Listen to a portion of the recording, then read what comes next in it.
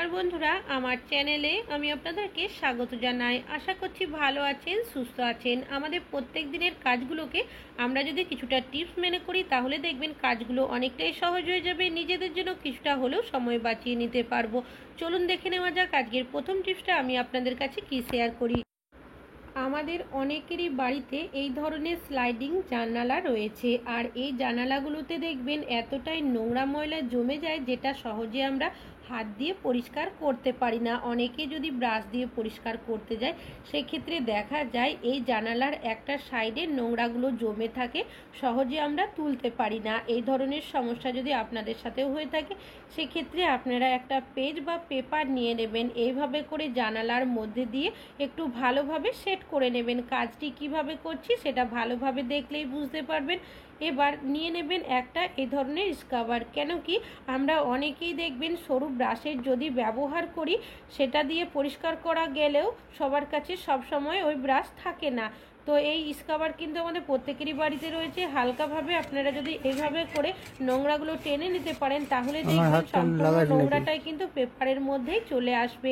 তো দেখতেই পাচ্ছেন সব নোংরাটাই কিন্তু পেপারের মধ্যে চলেও এসেছে, আর জানালার সাইডটা কিন্তু এখন অনেকটাই পরিষ্কারও হয়ে গেছে। নোংরাটা ফেলিয়ে আপনাদের জানালাটা দেখাচ্ছি, তাহলে আপনারা নিজেরাই বুঝতে পারবেন আগে কীরকম ছিল আর এখন কতটা পরিষ্কার হয়েছে। চাইলে আপনারা একটা কাপড় ভিজিয়ে সেটা দিয়েও কিন্তু এটাকে পরিষ্কার করতে পারেন। আমরা যদি ডাইরেক্ট কোনো কিছু ভিজিয়ে হাত দিয়ে পরিষ্কার করতে যাই সেক্ষেত্রে দেখা যায় যেহেতু জায়গাগুলো অনেকটাই সরু, হাত দিয়ে কিন্তু খুব ভালোভাবে পরিষ্কার করা যায় না। সেক্ষেত্রে আপনারা কোনো ধারালো কিছু জিনিস নিয়ে নেবেন সরু ধরনের। তো আমি এখানে একটা কাঁচি নিয়েছি, কাঁচির সাহায্যে এইভাবে হালকাভাবে ঘষে নিচ্ছি। এইভাবে একটু টাইম নিয়ে যদি কাজটি করতে পারেন তাহলে দেখবেন আপনাদের এই ধরনের জানলাগুলো একদম পরিষ্কার হয়ে যাবে, তাছাড়াও দেখতেও ভালো লাগবে। আশা করছি টিপসটা কাজে আসবে। ভালো লাগলে লাইক করবেন। এখন চলে যাচ্ছি পরবর্তী টিপসে।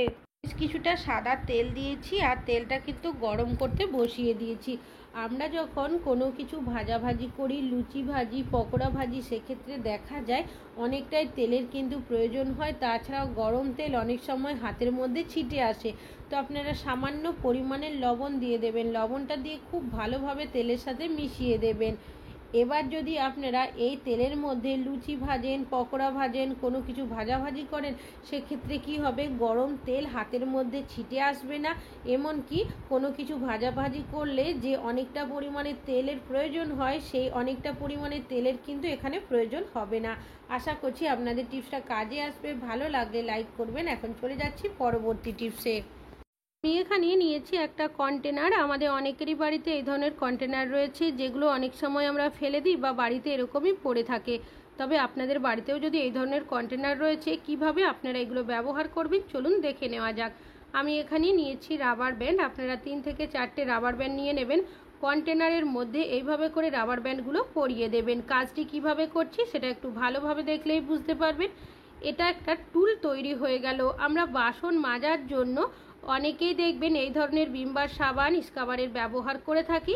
তবে একসাথে রাখার কারণে ভিম বার সাবানটা গলে যায়, কেন কি স্ক্রাবারের মধ্যে জল থাকে। তো আপনারা রাবার ব্যান্ডের ওপরে ভিম বার সাবানটা আর সাইডে স্ক্রাবারগুলো রেখে দেবেন। সেক্ষেত্রে কি হবে, সাবানের মধ্যে এক্সট্রা যে জল থাকবে সেটাও নিচে ঝরে যাবে, আর স্ক্রাবারের মধ্যে যদি জল থাকে সেটা তো নিচে থাকবেই, কোনোভাবেই কিন্তু সাবানটা গলবে না।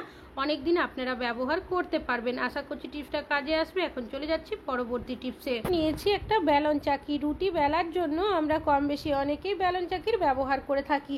অনেক সময় দেখবেন আটাটা যদি নরম করে মেখে নেওয়া হয় সেক্ষেত্রে রুটি বেলার সময় রুটিগুলো বেলন চাকির মধ্যে অনেক সময় আটকে যায় বা আটা বা আটার গুঁড়ো লেগে যায়, যার কারণে সমস্যা কি হয় দেখবেন, যদি কাজের তাড়া থাকে অনেক সময় যদি আমরা বেলন চাকি ধুয়ে পরিষ্কার করতে যাই সহজে কিন্তু আটা বা আটার গুঁড়োগুলো উঠতে চায় না। তো এই ধরনের সমস্যা হলে আপনারা কিন্তু একটা কাজ করে নিতে পারেন। এখানে আমি কুসুম গরম জল নিয়েছি, জলটা বেলন চাকির মধ্যে এভাবে দিয়ে দিচ্ছি। এইভাবে যদি আপনারা কুসুম গরম জল দিয়ে দেন তাহলে দেখবেন বেলন চাকির মধ্যে যদি আটা বা আটার গুঁড়ো একদম ডিপভাবে বসে থাকে, সহজে উঠতে চায় না, তাহলে কিন্তু আপনারা এই কাজটি করলে খুব সহজেই উঠে যাবে। তো দেখতেই পাচ্ছেন যে আটাটা একদম বসে গেছিল, সহজে উঠাতেই পারছিলাম না। কুসুম গরম জলটা দেওয়ার সাথে সাথেই কিন্তু অনেকটাই নরম হয়ে গেছে, আর হাত দিয়ে এইভাবে যদি আপনারা একটু ঘষে নেন তাহলে দেখবেন সহজেই উঠে পরিষ্কার হয়ে যাবে। এইভাবে করে বেলুন চাকিটাকে আমি আটাগুলোকে ঘষে পরিষ্কার করে নিচ্ছি, তারপর পরিষ্কার জল দিয়ে ধুয়ে আপনাদের দেখাচ্ছি। তো দেখতেই পাচ্ছেন কতটা সহজে আমরা এইভাবে বেলুন চাকিটা পরিষ্কার করে নিলাম। তাড়া থাকলে, হাতে সময় না থাকলে এইভাবে কিন্তু আপনারা খুব সহজেই বেলুন চাকি পরিষ্কার করে নিতে পারেন। আশা করছি টিপসটা কাজে আসবে। ভালো লাগলে লাইক করবেন। এখন চলে যাচ্ছি পরবর্তী টিপসে। নেল পলিশের ব্যবহার আমরা কিন্তু প্রত্যেকটা মহিলারাই কম বেশি করে থাকি, তবে যখন আমরা নেল পলিশ লাগাই দেখবেন নেল পলিশটা কিন্তু কিছুক্ষণ শুকানোর জন্য অপেক্ষা করতে হয়। আর আমাদের মহিলাদের প্রত্যেকেরই কিন্তু কোনো না কোনো কাজ রয়েছে, অনেক সময় নেল পলিশ লাগিয়ে শুকানোর হয়তো সময় পায় না, কাজের এতটাই তাড়া থাকে, যার কারণে নেল পলিশ লাগানোর পর যদি সাথে সাথে কোনো কাজবাজ করতে যায় নেল পলিশটা কিন্তু উঠে নষ্ট হয়ে যায়। তবে আপনারা যদি এই ধরনের সমস্যার মধ্যে পড়েন, একটা কাজ যদি করে নিতে পারেন আপনাদের কিন্তু খুব বেশিক্ষণ অপেক্ষাও করতে হবে না, নেল পলিশও কিন্তু সুন্দরভাবে আপনাদের শুকিয়ে যাবে। করবেন, একটা পাত্রের মধ্যে নিয়ে নেবেন কিছুটা পরিমাণে ঠান্ডা জল, তার মধ্যে আঙুলগুলোকে ডুবিয়ে রেখে দেবেন কিছু সেকেন্ডের জন্য, তাহলেই দেখবেন নেল পলিশটা কিন্তু আপনাদের সুন্দরভাবে শুকিয়ে যাবে। আশা করছি টিপসটা কাজে আসবে। ভালো লাগলে লাইক করবেন। এখন চলে যাচ্ছি পরবর্তী টিপস। নিয়েছি একটা সুতোর রিল। আমরা ছোটোখাটো টুকটাক সেলাই করার জন্য কোনো না কোনো সুতোর ব্যবহার করে থাকি, তবে সুতোর রিলগুলো আপনারা কিভাবে ব্যবহার করবেন তারই একটা টিপস শেয়ার করব। এখানে দুটো ডবল টেপের টুকরো নিয়েছি, এইভাবে দুটো সাইডে আমি আটকে দিলাম। এবার এটাকে আপনারা যখন ব্যবহার করবেন একটা টেপের টুকরো খুলে নেবেন। তো কী কাজে ব্যবহার করবেন, এখানে আমি নিয়েছি সুচ। আমরা ছোটোখাটো টুকটাক সেলাই করার জন্য প্রত্যেকে সুচেরও ব্যবহার করে থাকি, তবে এই যে সুচগুলো থাকে অনেক সময় দেখবেন আমরা এদিক ওদিক রেখে দিই, যখন প্রয়োজন হয় আমরা খুঁজে পাই না। তো যে টেপগুলো লাগিয়ে রেখেছিলাম একটা সাইডের টেপ খুলে নিয়েছি। এবার আমি এইভাবে সুচগুলো রেখে আবারও এই টেপের সাহায্যে আটকে দিলাম। আমরা যখনই সুচ সুতো ব্যবহার করব এখান থেকে বের করে নেব, আপনাদের যে সুচ সুতোর বক্স বা কৌটো থাকবে তার মধ্যে এভাবে রেখে দেবেন, আর যখন প্রয়োজন হবে বেরও করতে পারবেন, কোনোই অসুবিধা হবে না। আশা করছি টিপসটা কাজে আসবে। ভালো লাগলে লাইক করবেন। এখন চলে যাচ্ছি পরবর্তী টিপস। একটা ব্রা। আমরা প্রত্যেকটা মহিলারাই কিন্তু কোনো না কোনো ব্রার ব্যবহার করে থাকি, তবে ব্রাগুলো কিছুদিন ব্যবহার করতে না করতেই দেখা যায় ব্রাটা কিন্তু সম্পূর্ণ ভালো থাকে, তবে যে কোমরের সাইডে যে রাবারটা থাকে সেটা অনেকটাই ঢিলে হয়ে যায়, যার কারণে দেখা যায় এই ব্রাগুলো সহজে আমরা পরতে পারি না, অনেকটাই ঢিলে থাকার কারণে তখন নতুন ব্রা আমরা ব্যবহার করি। আর এই ব্রাটাকে কি করি, এরকমই বাড়িতে ফেলিয়ে রেখে দিই, কোনো কাজেই ব্যবহার করা হয় না। তো আপনাদের এই ধরনের যদি সমস্যা হয়ে থাকে সেক্ষেত্রে আপনারা কিন্তু এই ব্রাগুলো ফেলবেন না, আবারও কিন্তু একটা কাজ করে নিলে আপনারা আরও বেশ কিছুদিন ব্যবহার করতে পারবেন। আমি এখানে নিয়ে নিয়েছি সুচ আর সুতো। আপনাদের কতটা ঢিলে হচ্ছে সেটা আগে মাপ করে নেবেন। মাপ করে নেওয়ার পর আমি এইভাবে করে 3টে ঘর করে নিচ্ছি। অনেকে এখানে সেফটি পিনের ব্যবহার করে থাকে, তবে এখানে যদি সেফটি পিনের ব্যবহার করা হয় সেক্ষেত্রে আমাদের পিঠের মধ্যে কিন্তু লেগে যাওয়ার সম্ভাবনা অনেকটাই থাকে। যদি আপনারা সুচ সুতো দিয়ে এইভাবে করে ঘর বানিয়ে নিতে পারেন তাহলে দেখবেন আপনাদের এই ব্রাটা ব্যবহার করাও হয়ে যাবে, আর পিঠের মধ্যে কিন্তু লাগবেও না, যেহেতু সুচ সুতো দিয়ে সেলাই করেছি।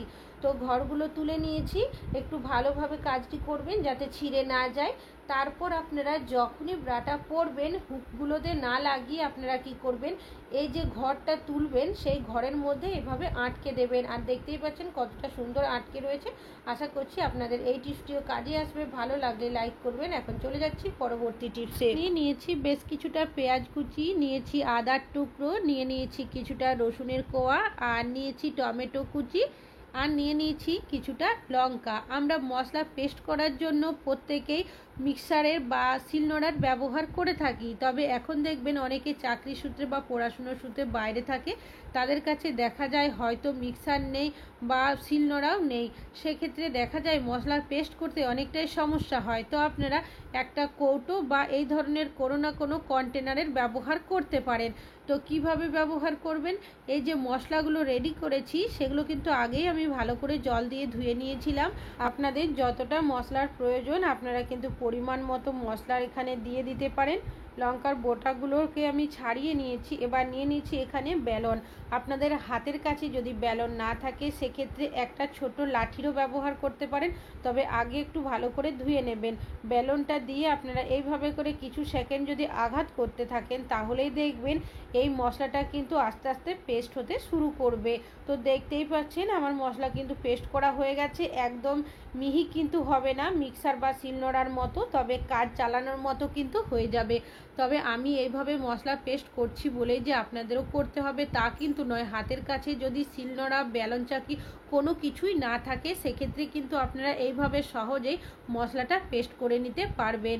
এবার একটা পাত্রের মধ্যে ঢেলে আপনাদের দেখাচ্ছি, তো দেখতেই পাচ্ছেন কতটা সুন্দর পেস্ট হয়েছে। এবার যে কৌটোর মধ্যে আপনারা মশলাটা পেস্ট করেছেন তার মধ্যে কিছুটা জল দিয়ে দেবেন, বাকি যে মশলাটা লেগে রয়েছে সেটা জলের মধ্যে চলে আসবে। এবার জলটাও এর মধ্যে দিয়ে দিয়েছি। এইভাবে আপনারা কিন্তু সহজেই শিলনোড়া বা মিক্সার ছাড়াই মশলা পেস্ট করে নিতে পারেন। কিছুটা চাইলে এইভাবে স্টোরও করা যেতে পারে।